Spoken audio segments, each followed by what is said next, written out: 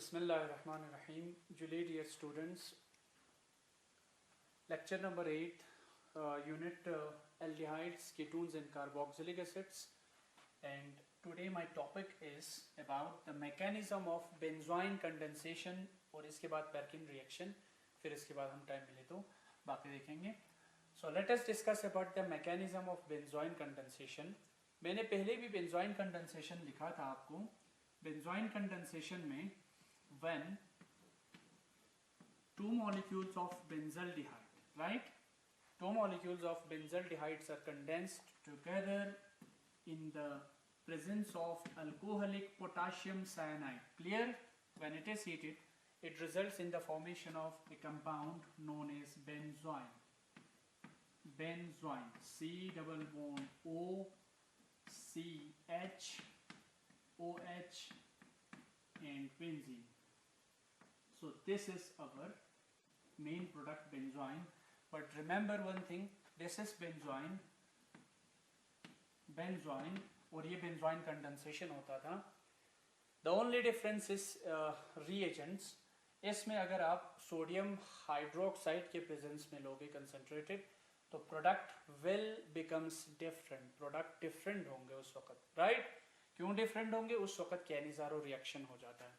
अगर potassium cyanide के presence में, अल्कोहलिक पोटाशियम साइनाइड के प्रेजेंस में ले तो वो आपका बेंजोइन कंडेंसेशन होता है. इसका मैकेनिज्म भी आपके सिलेबस में मेंशन है. तो let us discuss about its mechanism. In first step, सबसे पहले आपको पता है potassium cyanide will dissociate into K positive and Cn negative its ionic, right? तो सबसे पहले क्या होगा, मैं एक मॉलिक्यूल ले रहा हूं बेंजल्डिहाइड का, C double bond OH, right? This is a molecule of benzaldehyde. सबसे पहले इधर साइनाइड आयन जो है न्यूक्लियोफाइल एक्ट कर रहा है. It attacks on the carbonyl carbon. Carbonyl carbon पे अटैक करेगा, resulting in the formation of a product like this, C single bond O negative, right? और इस पे क्या अटैच हुआ? OH ऑलरेडी है और एक OH अटैच हुआ. क्लियर है? सॉरी OH नहीं, साइनाइड अटैच हुआ. Clear, right? ये अटैच हुआ. नाउ डियर स्टूडेंट्स, अब यहां पे मैकेनिज्म थोड़ा स्ट्रिक्टनेस है इसमें.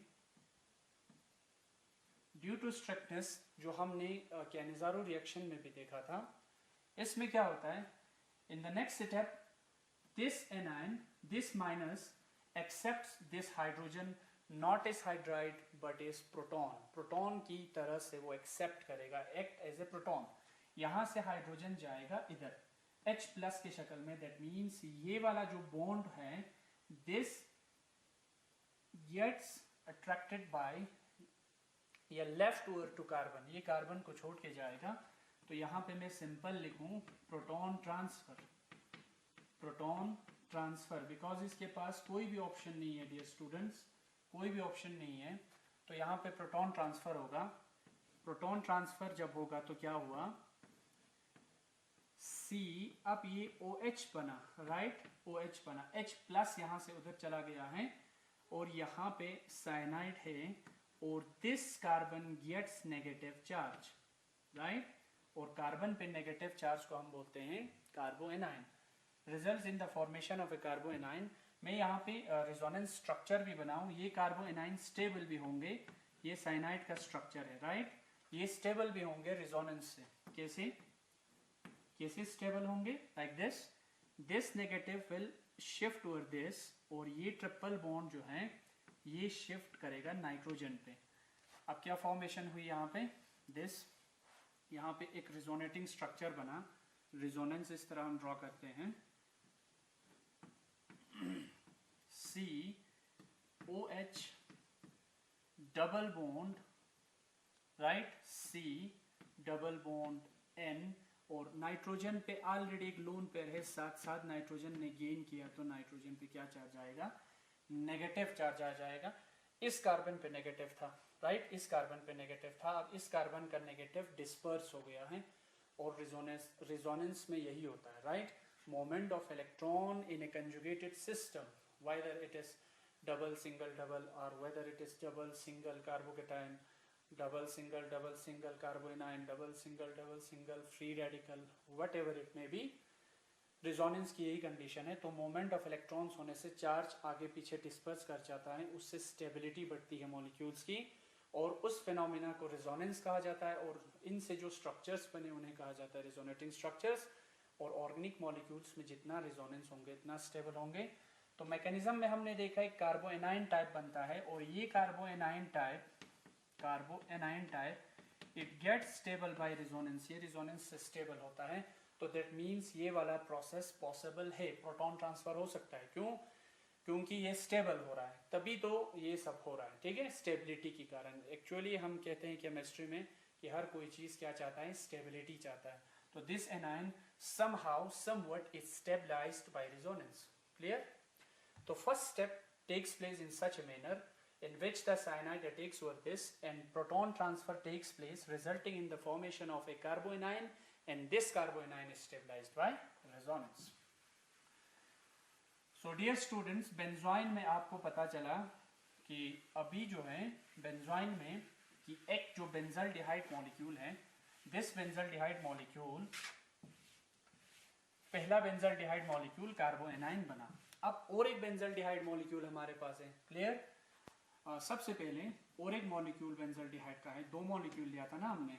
सेकंड स्टेप में क्या होता है, C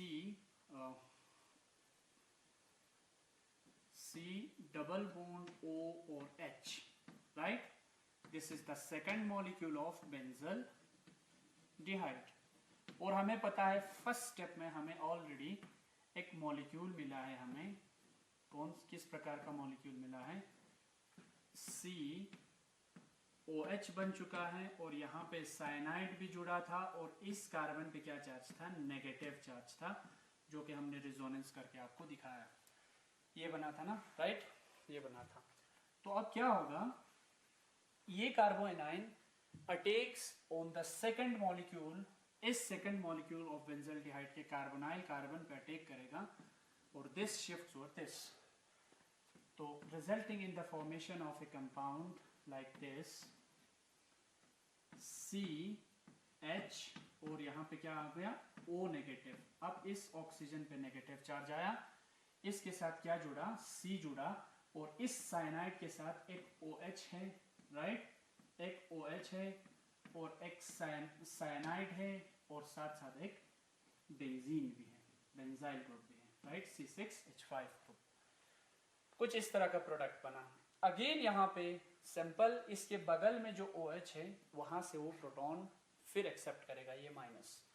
तो again here proton transfer takes place, proton transfer, again here proton transfer takes place. ये वाला H ये यहाँ से यहाँ जाएगा। अब कोई बच्चों को ये कंफ्यूज होता है, सर ये वाला H क्या नहीं जा सकता, ये नहीं जा सकता, because it's little bit difficult, because ये डायरेक्टली कार्बन के साथ अटैच है। अब कार्बन का इलेक्ट्रोनेगेटिविटी डिफरेंस हाइड्रोजन के साथ लगभग सिमिलर है, बट ये वाला हाइड्रोजन ऑक्सीजन के साथ अटैच्ड है, जो कि इलेक्ट्रोनेगेटिविटी डिफरेंस में बहुत ज़्यादा डिफरेंस है। तो ये इजीली हाइड्रोजन दे सकता है एज कम्पेयर टू दिस। अब सवाल होता है, सर पहले तो ऐसा ही लिया, इससे ही लिया, ये ड्यू टू कंडीशन है। अब इसके पास कोई ऑप्शन नहीं था तब लिया था, अब इसके पास ऑप्शन है, तो ये वाला हाइड्रोजन यहाँ से यहाँ शिफ्ट होगा, तो it results in the formation of an another product like this. इधर क्या आ गया, C।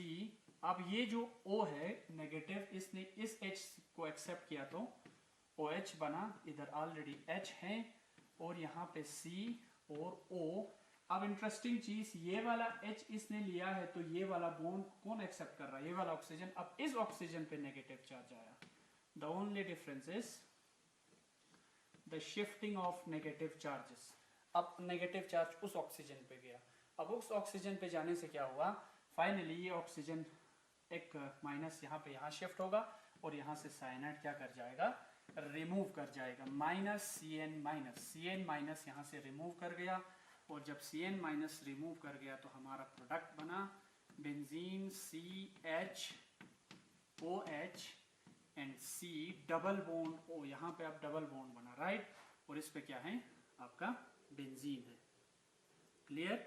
आपका बेंजीन प्रोडक्ट है. So this is about the benzoin. तो आपका बेंजोइन बना और साथ ही साथ साइनाइड भी यहाँ रिलीज हुआ. जो साइनाइड फर्स्ट स्टेप में जिस साइनाइड ने टेक किया था कार्बोनाइल कार्बन पे, एट लास्ट साइनाइड निकल गया. This is the beauty of organic reaction. Organic reaction में हमेशा होता है कि जब भी कैटलिस्ट अपना रोल करके फिर एक बार निकल भी जाता है. This is all about the benzoin condensation. Clear?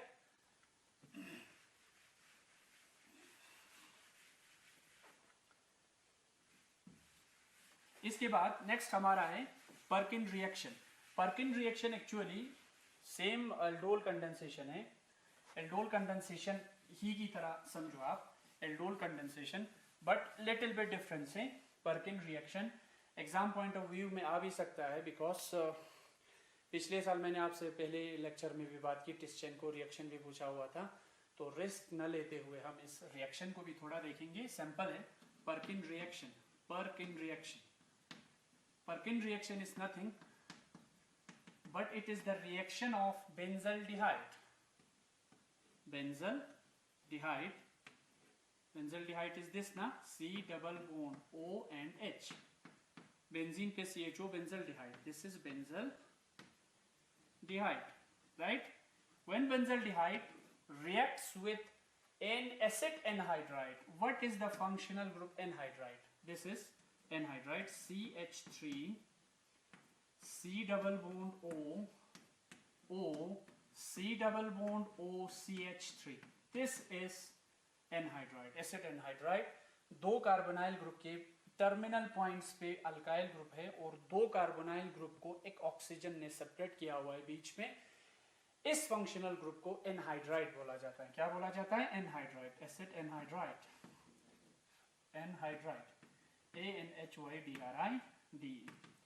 और डियर स्टूडेंट्स, यहाँ पे एक चीज मैं मेंशन करूं, ये कार्बोनाइल है, इसके रेस्पेक्ट में ये जो कार्बन है दिस इज अल्फा कार्बन, और ये वाला कार्बोनाइल है, इसके रेस्पेक्ट में भी एक कार्बन है, this is also alpha carbon. तो हाइड्रोजन्स भी है, दैट मीन्स अल्फा हाइड्रोजन्स. जब अल्फा हाइड्रोजन होता है तो ऑब्वियस सी बात है, आपको पता है बेस के प्रेजेंस में या एसिड के प्रेजेंस में it results in the formation of enolate ion, जो आपने एल्डोल में कहा पढ़ा था. और इनोलेट आयन फिर दूसरे कार्बोनाइल पर अटैक करेंगे. तो वही same simple condensation, aldol condensation वाला हिसाब है. But here it takes place in the presence of sodium acetate, CH3COO negative Na positive. When it is heated, it results in the formation of this. मैं अब यहाँ पे क्या करूंगा, इस H को 2 करके इस तरह H लिखूंगा. कोई क्लियर? Right, CH3. और यहाँ पे मैं डायरेक्टली लिखूंगा, यहाँ पे देखो H2O रिलीज होगा. क्लियर? यहाँ पे क्या रिलीज होगा? H2O. ये किस तरह रिलीज होता था मैंने अभी शॉर्टकट बताया, इसका मैकेनिज्म में मैंने डिटेल एल्डोल में पढ़ाया हुआ है. सो हियर वाटर लॉसेस, जब वाटर मॉलिक्यूल लॉस होंगे तो यहाँ पे प्रोडक्ट क्या बना? कुछ एडिशन प्रोडक्ट बना. देखो किस तरह, CH डबल बॉन्ड, ये किसके साथ जुड़ा? इस CH के साथ जुड़ा, CH. बाकी सब सेम है as usual, C double bond O, C double bond O and CH3. Clear? कुछ इस तरह का प्रोडक्ट बना. इसको आप अल्फा बीटा अनसेचुरेटेड कंपाउंड भी कह सकते हैं, या कंडेंसेशन प्रोडक्ट भी कह सकते हैं, या आप आयुपेक नोमेनक्लेचर भी आप लिख सकते हो. तो ये कंडेंसेशन प्रोडक्ट बनने के बाद it is further boiled with water. Water के साथ बॉयल करना है. Clear? What delta stands for heat. Clear? Water के साथ बॉयल करने से वाटर डिसोसिएट होंगे, हाइड्रोलिसिस वही, H पॉजिटिव OH नेगेटिव, और ये वाला बॉन्ड टूट जाएंगे. कौन सा वाला? ये वाला. This bond gets dissociated, right? या either this is dissociated, और यहाँ पे H यहाँ चला जाएगा और OH यहाँ पे आएगा. वाटर वाला पोर्शन में H उस साइड गया, OH इधर गया, हाइड्रोलिसिस ब्रेकडाउन हुआ. It results in the formation of a beautiful compound that is CH double bond CH, and this C double bond OOH, that is carboxylic acid. C double bond OOH एक carboxylic acid type बना.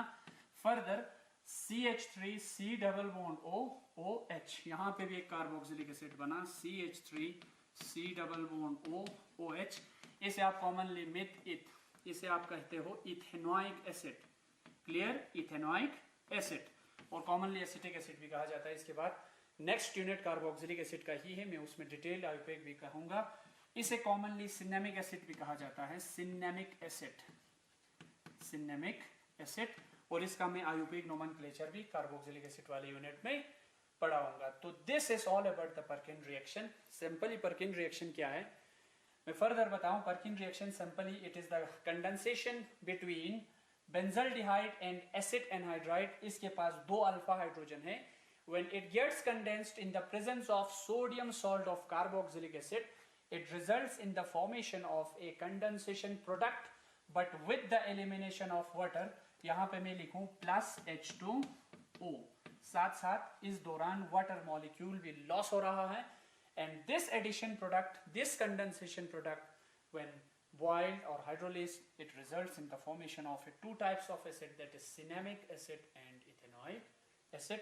तो this is all about the Perkin reaction. Mechanism simple है, यहां तक किस तरह बनेगा, यहां तक आपको एल्डोल कंडेंसेशन में जो आपने पढ़ा वहां पे।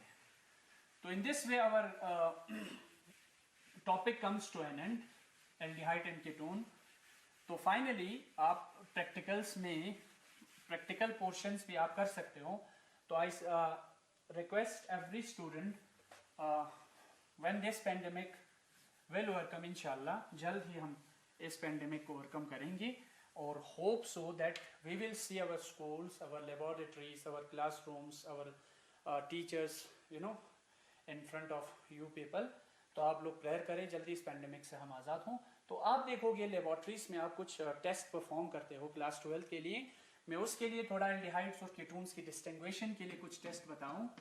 Distinguish between ketones, between aldehydes and ketones. If you students are asked to distinguish the aldehydes and ketones in laboratories, तो आप क्या करोगे, आप प्रैक्टिकल परफॉर्म करोगे एल्डिहाइड और कीटोन। आपके पास by the grace of almighty हमारे जम्मू कश्मीर लद्दाख यूटी में जितने भी स्कूल्स है, चाहे कारगिल और लेह डिस्ट्रिक्ट में, उन लेबोरेटरीज में ऑलमोस्ट रिएजेंट्स अवेलेबल होंगे। Most probably the Fehling solution आपके लेबोरेटरीज में इजीली अवेलेबल होंगे। ये 2 सोल्यूशन होते हैं, फेलिंग सोल्यूशन है, और भी क्या होता था मैंने विस्तार से बता दिया, फेलिंग्स टेस्ट जिसे कहा जाता है। तो आपने क्या करना है, उस अननोन कंपाउंड को, एल्डिहाइड है कि कीटोन है, आपने डिस्टिंग्विश करना है। तो उस फेलिंग सोल्यूशन को इक्विमोलर मिक्सचर में ए और बी को मिक्स करके उस टेस्ट ट्यूब में जो अननोन कंपाउंड आपने रखा है उसमें थोड़ा डालना है। जब डालेंगे और आप देखोगे कि आप ऑब्जर्व क्या करते हो, व्हेन रेड प्रेसिपिटेट रिजल्ट्स, मान लो रेड प्रेसिपिटेट आ जाए तो दैट इंडिकेट्स कि वो क्या है, आपका एल्डिहाइड है। अगर कोई भी रेड प्रेसिपिटेट नहीं आए उस अननोन कंपाउंड में फेलिंग्स डालने के बाद, दैट डिजिग्नेट्स कि वो अननोन कंपाउंड आपका क्या है, दैट कंफर्म्स कि वो कीटोन है। सिमिलरली आप और एक टेस्ट परफॉर्म कर सकते हो टोलिन्स रिएजेंट लेके, टोलिन्स रिएजेंट या टोलिन्स टेस्ट जिसे कहते हैं। आप इसको प्रिपेयर भी कर सकते हैं, सिल्वर नाइट्रेट हो और अमोनिया सोल्यूशन हो तो आप परफॉर्म कर सकते हो। सिल्वर नाइट्रेट सोल्यूशन है, अमोनिकल सोल्यूशन है टोलिन्स रिएजेंट, जिसे सिल्वर मिरर टेस्ट भी कहते हैं, राइट। जब आप एल्डिहाइड और कीटोन, आपको नहीं पता कि ये एल्डिहाइड है कि कीटोन है, टेस्ट ट्यूब में वही अननोन कंपाउंड डाला, अननोन कंपाउंड डालने के बाद टोलिन्स रिएजेंट को वहां पे जब आप डालोगे और टेस्ट ट्यूब में सिल्वर मिरर दिखने लगे या ब्लैक प्रेसिपिटेट ऑफ सिल्वर दिखे, ब्लैक प्रेसिपिटेट ऑफ सिल्वर दिखे, प्रेसिपिटेट ऑफ सिल्वर एजी दिखे और सिल्वर मिरर दिखे, सिल्वर मिरर दिखे टाइप, मिरर टाइप, तो दैट इंडिकेट्स कि वो आपका क्या है, एल्डिहाइड है। अगर कोई भी प्रेसिपिटेट नहीं दिखा तो दैट इंडिकेट्स कि वो आपका क्या है, कीटोन है। Clear? And we have another test, Schiff's reagent होता है, शिफ्स रिएजेंट। शिफ्स रिएजेंट में क्या होता है, शिफ्स रिएजेंट में वही और एक टाइप का रिएजेंट है, अननोन कंपाउंड एल्डिहाइड कीटोन में डालना है शिफ्ट रिएजेंट। तो वहां पे पिंक कलर का अगर फॉर्म हो जाए, पिंक कलर का तो दैट इंडिकेट्स एल्डिहाइड है। अगर कोई पिंक कलर का प्रेसिपिटेट नहीं दिखा तो दैट इंडिकेट्स कि वो आपका क्या है, कीटोन है। साथ साथ आप सोडियम नाइट्रोप्रोसाइड टेस्ट भी कर सकते हो। सोडियम नाइट्रोप्रोसाइड टेस्ट और एक टेस्ट होता है, बहुत सारे टेस्ट हैं, बट प्लीज आप परफॉर्म फेलिंग्स कीजिए या टॉलिंस एजेंट, ये दो आप परफॉर्म कर सकते हो इजीली। बाकी सोडियम नाइट्रोप्रोसाइड टेस्ट में क्या होता है कि टेस्ट ट्यूब में अननोन कंपाउंड में sodium nitroprusside solution dropwise डालेंगे तो deep red colour is formed, deep red colour precipitate in the test tube is formed, that indicates वो एल्डिहाइड है। बट रिमेंबर एल्डिहाइड में सिर्फ मिथेनल सोडियम नाइट्रोप्रोसाइड को follow नहीं करता। वो क्यों नहीं करता, उसके कारण पीछे कारण है। बट कीटोन के केस में क्या होगा, डीप रेड कलर बनेंगे but that deep colour changes to orange colour, clear. तो दैट इंडिकेट्स कि वो आपका क्या है, कीटोन है। तो this is all about the experimental या हम कह सकते हैं प्रैक्टिकल पर्सपेक्टिव कि how to distinguish aldehydes and ketones. So our topic aldehydes and ketones comes to an end। और ये पूरा टॉपिक जो है इसके साथ साथ और एक सब यूनिट है जैसे कि आपको क्लियरली मेंशन है, that is carboxylic acids. So let us discuss, I will give you a brief introduction about carboxylic acid, that is carboxylic acid. Carboxylic acid, dear students, you are all aware about carboxylic acid functional group। क्या होता है, alkyl group के साथ अगर COOH attached हो तो that is carboxylic acid, right. इसको अगर विस्तार से आप लिखोगे structural wise, that is alkyl R C double bond OOH, तो this is carboxylic acid functional group, right. और अल्काइल ग्रुप पे आपको पता है, और IUPAC nomenclature, international union of pure and applied chemistry recommends nomenclature for every functional group. और उन्होंने carboxylic acids को नाम देते समय एक सफिक्स ऐड करना है, नाम के आगे एक ऐड करना है, that is oic acid, oic acid, clear. Oic acid add करना है, सफिक्स, वो भी आपको पता है, क्लियर। अगर फर्स्ट एक कार्बन का हो तो मिथेनोइक एसिड, इथेनोइक एसिड। तो कॉमनली मैं अभी बता दूं, सबसे पहले सिंपलर कार्बोक्सिलिक एसिड में लिखूं, that is HCOOH, right. This is commonly known as formic acid, formic acid. And IUPAC nomenclature के रिकमेंडेड के हिसाब से एक कार्बन को कहा जाता है मीथेन, METHAN, बट ई को ओमिट करना है, ई की जगह पे क्या लिखना है, oic acid, that is methanoic acid. और आपको पता है ये एंड्स में पाया जाता है, चींटियां जो होती है एंड्स, और लैटिन वर्ड में फॉर्मिक एंड्स को कहा जाता है, तो फॉर्मिक एसिड्स, राइट। जब वो काटती है तो हमें थोड़ा तकलीफ होती है ना, तो that is due to this acid, methanoic acid.